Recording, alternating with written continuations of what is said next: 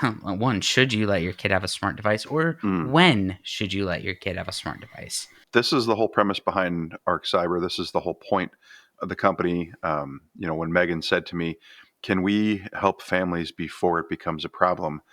This is why ArkCybr exists, is to help remove the harmful content from people's lives and give and use my skills and other hackers that are with me to help make this, help reduce this problem.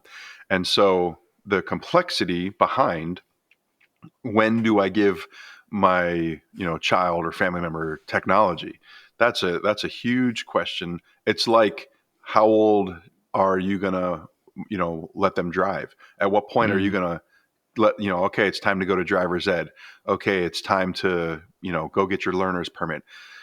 My guess is a lot of families, mom and dad started slow with that, and they went at an appropriate age. They put them in the car. They let them start the car. They let them I did this with my own son, my 19-year-old. Actually, he'll be 20 here in a little bit. But I had him just sit in the car, start it, put it in reverse, back up 10 feet, put it in drive, go forward 10 feet.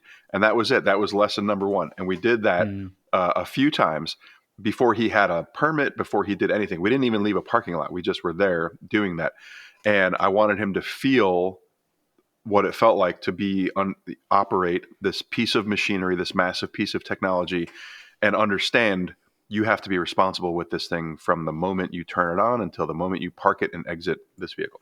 Yeah. And so, there's just not enough of that with families and children and technology. A lot of families just go out and say, well, you know what? I want my kid to be able to enjoy these pieces of technology because all of their friends have it, and now they're being left behind.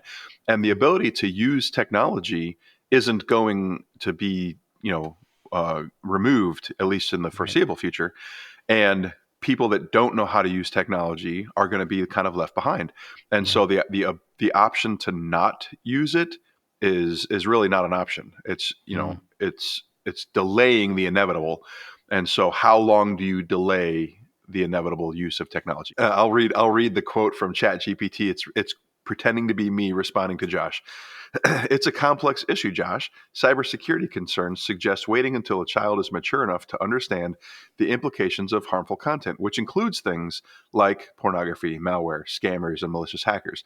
Generally, smartphones might be appropriate at age 12 to 14, while tablets like Fire tablets could be introduced around ages 8 to 10 for educational use, albeit with stringent controls. It's right in line with what I think, smartphones and things like that.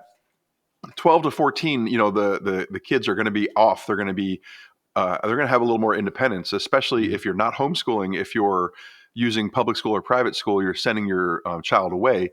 There's a communication necessity nowadays. Totally. There's a ability to just know where your kid is. And so this is roughly the age for families where the children get a little more independent. They're wanting to hang out with the friends and be gone longer and do things and go on events. And so 12 to 14, they if they're just now getting introduced to technology, it may be a little late in the game. So when it talks about tablets and things like that, Fire tablets and all that for 8 to 10, I know families that have used the tablets and put them kind of in kiosk mode. My ballpark range would have been between 8 to 13, and it said between 8 and 10 for tablets and 12 to 14. So that's about the age I would introduce. And matter of fact, my youngest, I believe he got his phone when he was 8 or 9 years old.